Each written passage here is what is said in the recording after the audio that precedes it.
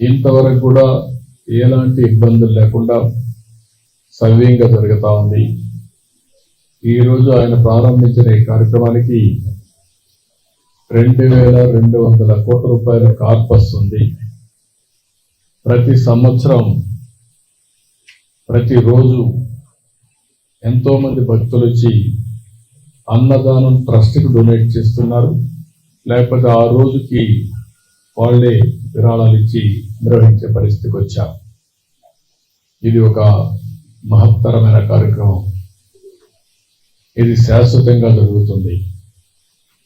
ఈ సందర్భంగా మేము అక్కడికి వచ్చినప్పుడు కాంట్రిబ్యూట్ చేయడమే కాకుండా నేరుగా అక్కడ ఎవరైతే భక్తులు ఉన్నారో వాళ్ళకి అన్నం వడ్డించినప్పుడు ఉండే తృప్తి ఎలకట్టలేదు. అందుకనే ఫ్యామిలీ మెంబర్స్ అందరూ కూడా సర్వ్ చేశాం. మేము సర్వ్ చేయడమే కాకుండా భావితరాలకు కూడా గుర్తు చేసుకునే విధంగా సంస్కారాన్ని నేర్పిస్తున్నాం. ఇలాంటి కార్యక్రమాన్ని ప్రతి ఒక్కరికి కూడా విజ్ఞప్తి చేస్తున్నాం. మనం బాగుండడం కాదు, సమాజ హితం కోసం అందరం పనిచేయాల్సిన అవసరం ఉంది. అదే సమయంలో మీరు చూస్తే నేను ప్రాణదాన కార్యక్రమాన్ని ప్రారంభించాను. బ్రహ్మోత్సవానికి వస్తూ తిరుపతిలో సిమ్స్ హాస్పిటల్లో ప్రాణదాన కార్యక్రమానికి ప్రారంభించాం. ఆ రోజు ఒకటే ఆలోచించాం, వెనుకబడ్డ ప్రాంతం రాయలసీమ, ఇక్కడ హాస్పిటల్ కూడా సరిగా లేవు.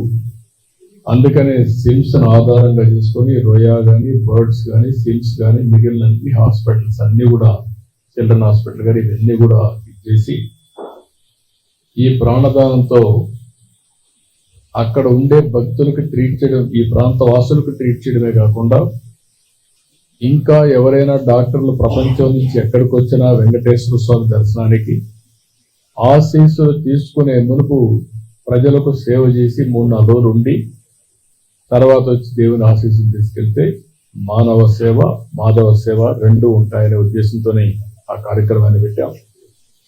దాన్ని కూడా లాజికల్గా తీసుకెళ్లాల్సిన అవసరం ఉంది. ఈరోజు ఈ యొక్క 7 కొండలు,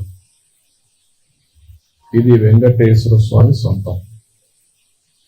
ఈ 7 కొండల్లో ఎలాంటి అపవిత్రమైన కార్యక్రమాలు కానీ లేకపోతే ఈ 7 కొండల్ని కమర్షియలైజ్ చేయడం కానీ ఎక్కడా జరగకూడదు.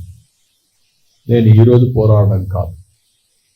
ఒకసారి అసెంబ్లీలో ధీమరుగా 7 కొండల్ని 5 కొండలంటే ఎక్కడికి పోయినాయని చెప్పి పెద్ద ఎత్తున పోరాడి అక్కడి నుంచి నేను వెంకటేశ్వర స్వామి మొక్కులు తీర్చుకోవడానికి పాదయాత్రతో వచ్చి మొక్కులు చెల్లించుకున్నాను.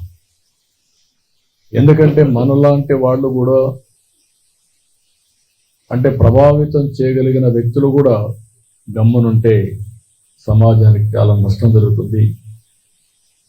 ఆ రోజు మీరు ఒక్కసారి చూస్తే నేను ఏదైతే ప్రాణదానాన్ని ఇనాగరేట్ చేసి వచ్చాను, వస్తా ఉంటే 24 క్లేమోర్ మైన్స్ నా మీద బ్లాస్ట్ చేశాను.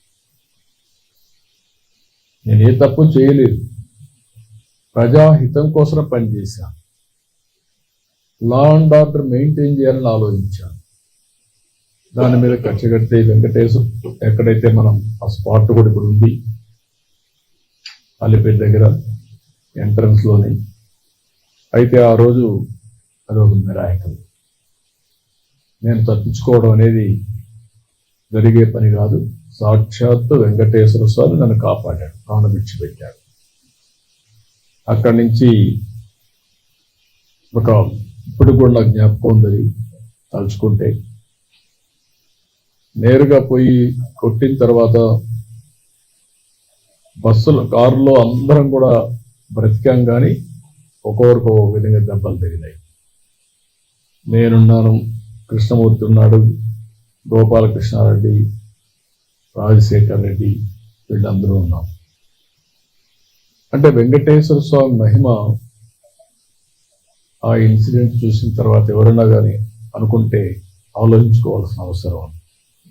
24 క్లేమోర్ మైన్స్ బ్లాస్ట్ చేసిన తర్వాత ఇది తప్పించుకునే అవకాశం లేదు, ఒక వెంకటేశ్వర స్వామి మహిమ ఉంటే తప్ప. అందుకనే నేను ఎప్పుడు కూడా ప్రతి ఒక్కరికి విజ్ఞప్తి చేస్తూ ఉంటాను, ఇక్కడుండే వ్యక్తులు ఎవరు అపచారాన్ని చేయొద్దండి.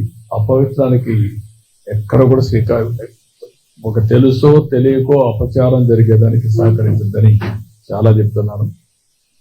గడిచిన 5 సంవత్సరాలు చాలా పోరాటాలు చేశాం, కానీ ఆ పోరాటాలు కూడా పనిచేయకుండా వెంకటేశ్వర స్వామిని అపవిత్రం చేసే పరిస్థితికి వచ్చారు. ఆ రోజు కూడా మీ అందరికీ నేను చెప్పాను, ఇక్కడే ప్రథమ ప్రాధాన్యత వెంకటేశ్వర స్వామి పైన ఉంటుంది. ఏదైతే క్లీనినెస్ ఇక్కడి నుంచి ప్రక్షాళన వెంకటేశ్వర స్వామి టెంపుల్ నుంచి చేస్తానని చెప్పి దేవుని రుణం తీర్చుకోవడానికి, అదే సమయంలో రాష్ట్రాన్ని పునర్నిర్మాణం చేయడానికి అంకితో పనిచేస్తానని చెప్పాను. చెప్పినట్టే ఫస్ట్ అపాయింట్మెంట్ నేను ఇచ్చింది శ్యామలరావు ఇచ్చాను.